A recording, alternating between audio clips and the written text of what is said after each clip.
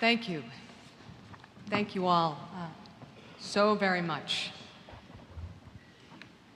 Wow. Thank you all for sticking around. I want to thank beloved man Jerry Wolf for beginning today, and I want to extend a thanks before I get started to Dr. Rick Chess for concluding today. There will be a beginning and there will be an end. Thank you, President Ross, Judge Brooks, members of the Board of Governors, Chair Smith, and members of the UNC Asheville Board of Trustees for your confidence and your trust. Thank you to our elected officials, members of the Foundation Board, Athletic and Alumni Boards, and the National Parents Council for your support in all that you do for UNC Asheville. Thank you to all who spoke today for your kind and gracious words. You represent some of the many constituencies that make up this great institution and our communities, and you will be essential partners as we continue to build and strengthen the work and the impact of UNC Asheville. What a privilege to share this platform with such distinguished and accomplished colleagues, friends, and alumni. I appreciate your words of welcome and advice, and I am grateful to know that I can and will count on you for your support. Les, thank you for your leadership, your singing ability, but most of all, thank you for your friendship and for introducing us to a true fighting song. That is great. Thank you to all of the delegates who are representing higher education institutions across the country. I applaud the work that you do. I applaud your commitment to making a difference. I applaud your commitment to education. Thank you, my colleagues and friends, for being here today. It means a great deal to have you here. Thank you to my new colleagues and my Chancellor friends from the UNC system, a system comprised of 17 campuses serving students, changing lives, and strengthening communities. Thank you for your support. I look forward to doing the important work we have together, and I so appreciate you being here today. Thank you so much. Thank you, Ann Ponder. Thank you, Jim Mullen and David Brown, for your leadership, your stewardship, your support, and your friendship. How fortunate am I to have three great colleagues and friends and higher education leaders and fellow travelers. We now share a history. Each of you has a responsibility for this place, and I am so honored that you are here today. Thank you so much for being here. It means the world to me.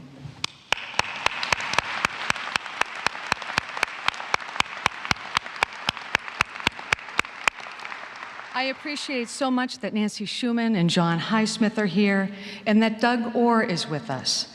Doug served as the interim chancellor, providing me support as I made my way from the Berkshires to Asheville. Thank you, Doug. I am just grateful that you and Darcy got back from your world book tour in time to be here today. So thank you, Doug, for all that you have done for UNC Asheville and higher education. Thank you.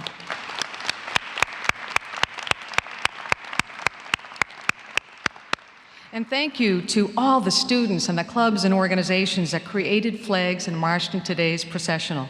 You are, after all, the reason why we are all here. So thank you all for being here. This is really great.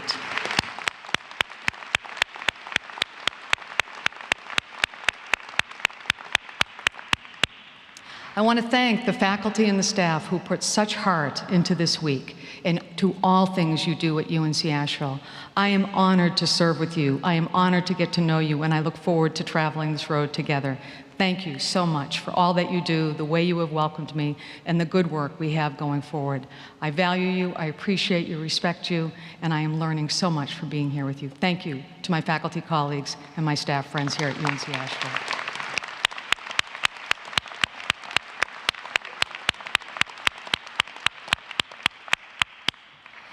This week we have shared a series of thoughtful, creative, innovative, smart, engaging, and yes, I will say it, fun activities and events celebrating UNC Asheville. From panel discussions on the value and practical application of a liberal arts education to the powerful impact of undergraduate research. A community gathering at the YMI that brought together friends and partners with UNCAA faculty, staff, alumni, and board members. Art openings and art making, readings of original essays, stories, and poems, and stargazing. a library installation that takes us through the twists and turns, missions, names, and pieces of land that have made up UNC Asheville. And just yesterday, an inspiring We Can Change the World event on the campus quad. And I'm telling you, based on what I saw, we can change the world. And last night, under a clear sky with a crescent moon, we were treated to an exceptional jazz concert featuring our own UNC Asheville faculty. Wow, was that special. Thank you so much for that gift.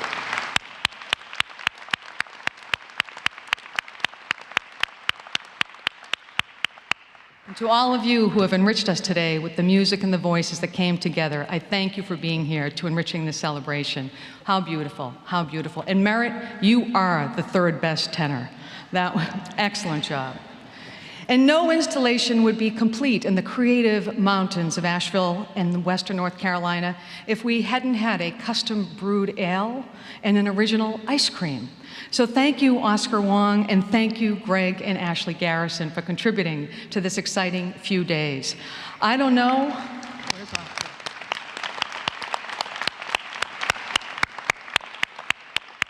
I don't know what means more to me, the medallion or having an ice cream that's named for me. So we'll see how this all turns out over time, and I'll let you know. It's also so meaningful to have had this gathering on Family Weekend, where we welcome families to campus and we celebrate with the members of the National Family Council. I thank all of you.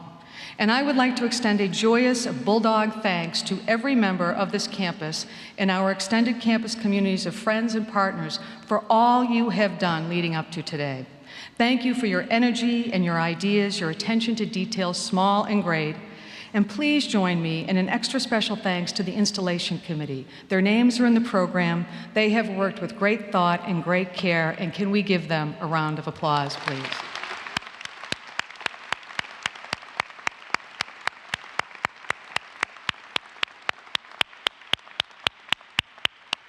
Now, there are lots of folks who deserve individual shout-outs, but I'm not going to do that because there are a lot of them. But I would be remiss if I did not thank personally Elizabeth Becker for her remarkable attention to detail and her creative and calm approach to helping to organize today. So Elizabeth, wherever you are, I thank you.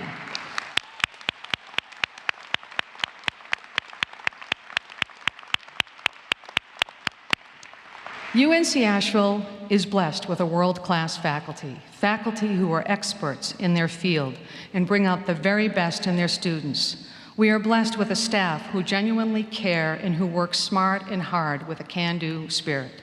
Just yesterday, outside of Phillips Hall appeared a lending library. Now, you know what that is. You walk around historic neighborhoods and there are these beautiful boxes with books. And one of those appeared outside of Phillips Hall. And it was made by two members of our carpentry department, Daryl Cayundel and Chris Castellani, with support of the provost office. And it was just another gift this special week, but that is what we have here. They took an old maple tree and they turned it into a way for continued learning. That is what faculty and staff here do at UNC Asheville. We have governance boards that make all the difference in our collective success and direction. We have alumni who make us proud beyond words. Community partners who know that we really are in this together. And students who give us a reason to get up every morning with a renewed spirit of hope that we have a future that is bright, a future that will be in their good hands. What the spirit and energy and spectacular weather we have joined this week. We must bottle up all this goodwill, but not to stash it away like a fine wine, but to continue to pour it, to share it, to use it daily, to engage and invite ongoing creativity, optimism, and the building of community. As the 7th Chancellor of UNC Asheville, I am blessed to join this institution, this system, this community. You have embraced Jim and me, and you have helped Sweeney feel like the top dog, even in Rocky's mighty shadow. You have invited us for dinner, for coffee, for walks, for hikes. You have reached out to us to make sure this new place became home. You provided great support throughout this transition and helped us immensely last spring when my mother passed away. You would have really liked her, and she would have loved all of you. Some of you even made us banana pudding, because that just makes everything better. And it did, and it does. I am even more blessed today to have such good friends and members of my family here. For almost a year now, since the incredibly exciting day in Raleigh, when the Board of Governors and President Ross introduced us, life changed at a pretty fast pace. There were warm and teary goodbyes as we left MCLA, North Adams, and the Berkshires, pulling up roots at one end of the Appalachian Trail and putting them in at another. Leaving Massachusetts, we determined that we were not saying goodbye, but merely farewell. You don't say goodbye to people whom you love and with whom you have a shared history. If you are fortunate, as we have been, you take these good people, these good friends, into the new future with you. And when you invite them to come, look out, they really do come. Joining us today are dear friends from many parts of our lives in Massachusetts, friends who traveled from UMass and MCLA, from all corners of the Berkshires, from Staten Island, Fitchburg, and Worcester, and even a kid from Idaho. Thank you, thank you. Your friendship and your presence here today means the world to Jim and me. It also means we have hit an all-time high of Red Sox fans gathered in Western North Carolina at one time. This, too, is very helpful this time of year for anyone who's been following the Red Sox. So thank you, my friends. You honor me with your presence here today, as you have honored Jim and I by being such good, true, and caring friends. Perhaps it also gives new meaning to a famous phrase of a son of North Carolina, that maybe one can go home again if you bring home with you. Thank you, friends, for being here.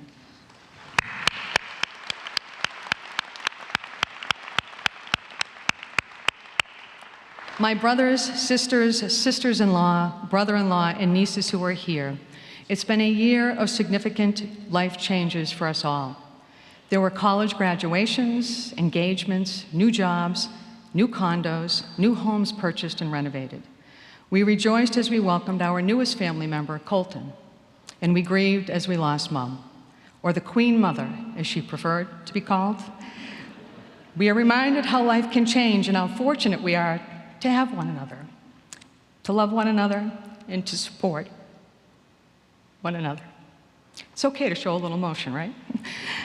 To have my brothers, Wally and Ed, my brother-in-law, John, my sisters, Susan and Christine, my sisters-in-law, Kathy and Pat, my nieces, Sarah, Madeline, and Mackenzie here, is a huge gift, and I love you all. Jim, I have always considered ourselves so fortunate that our two separate families immediately became one. There was such an easy bond and mutual affection and respect between our parents, Jim and Hannah, Walter and Mary. They're gone now, and we miss them very much every day, but boy, would they be happy to see all of you here today. They would really love this. And Jim, what can I say to you? A lot. Thank you for being a source of support, love, and friendship over the 30 years we have been together, from moving mountains and moving to the mountains. You have been a trailblazer, and now you are a bulldog. But you are much more than that. Thank you for making a difference. You have made so through your own significant professional work and a true commitment to civic engagement and social justice, and I'm deeply grateful for you. I love you all. Thank you for being here today.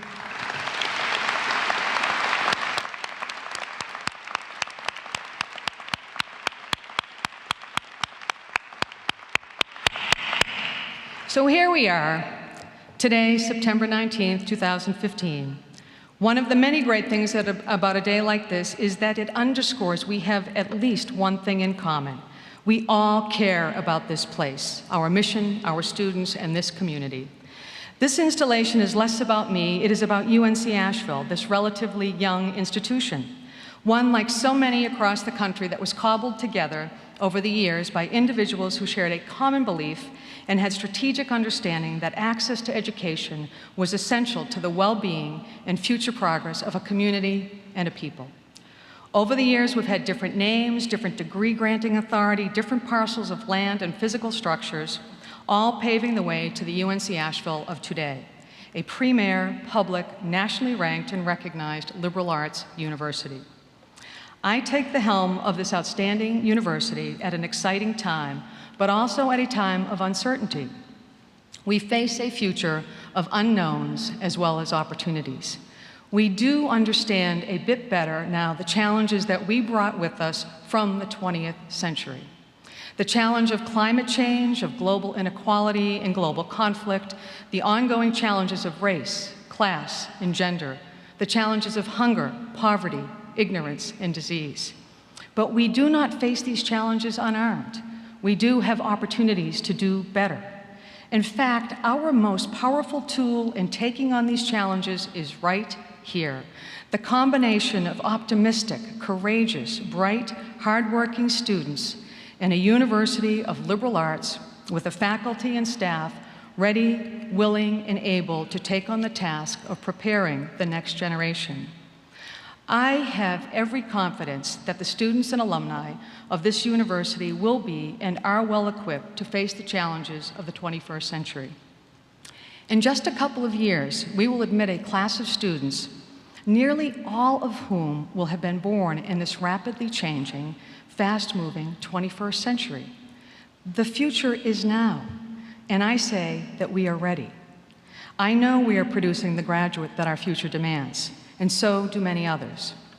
For the last several years, Peter D. Hart Research Associates has conducted national employer surveys with the goal of identifying the most important skills and qualities that employers are looking for. Consistently, they have found that employers are looking for individuals who understand what it means to work in a global context, in a technology-driven environment.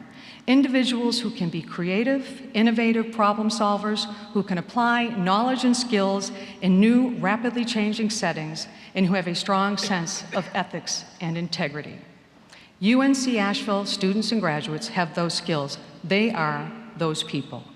Whether majoring in music, math, or mechatronics, our students are encouraged to create, perform, research, publish, and to tackle the unknown with creativity, curiosity, and resilience. They are taught and coached by some of the finest faculty in the world. Our students are problem solvers. They are individuals who approach their studies with curiosity and a critical eye. They think on their feet. They are both empathetic and analytic. They can communicate clearly. They not just use, but they are creating and shaping new tools of technology. And they can and do bring people together to make change happen. And the world agrees. You may have seen what's become my favorite magazine cover, Forbes magazine, in which it declares that the hot new degree in Silicon Valley is the liberal arts degree. Well, welcome to the club. Or perhaps you have read journalist Fareed Zakaria's most recent book, In Defense of Liberal Education, in which he makes a well-researched and well-written case for the liberal arts. UNC Asheville, as you know, is home to the Bulldogs. We're a Division I school, and our student athletes perform very strong academically, athletically, and civically. So I particularly like to quote that Zakaria attributes to Nobel Prize-winning chemist Thomas Cech. And he says, "Cross-training may exercise key muscle groups more effectively than spending the amount of time working out in a sport of interest. Analogously, a liberal arts education encourages scientists to improve their competitive edge by cross-training in the humanities or arts. It develops a student's ability to collect and organize facts and opinions, to analyze them and weigh their value, and to articulate an argument. Skills, Cech notes, that may serve them better than simply writing, with all due respect to my scientist friends, another lab report." And a few years ago, I had the opportunity to hear Norman Augustine, the former CEO of Lockheed Martin, speak in Washington, D.C. He spoke with great passion about the value of a liberal arts education, and Fareed Zakaria also quoted Norm Augustine, when Augustine said with great passion, "Certainly when it comes to life's major decisions, would it not be well for the leaders and employees of our government and our nation's firms to have the knowledge of the world's greatest philosophers and the provocative dilemmas found in the works of great authors and playwrights?" Augustine answered his own question with a resounding yes. So where do we go from here? How do we build on the hard, extraordinary work of those who have gone before? How do we make the most of this opportunity? I'm not going to outline a multi-point plan today for where we will go and how will we get there. You can all breathe a sigh of relief. But I'd like to share some thoughts about what we must do, what we will do to continue to be successful, to continue to produce the best educated citizenry, what we must do together. UNC Asheville's Latin motto translates to, "I lift my eyes to the mountains." And as I lift my eyes to the mountains, this is what I see. This is my challenge for all of us, a call to our collective action, that we will continue to produce an educated, enlightened citizenry.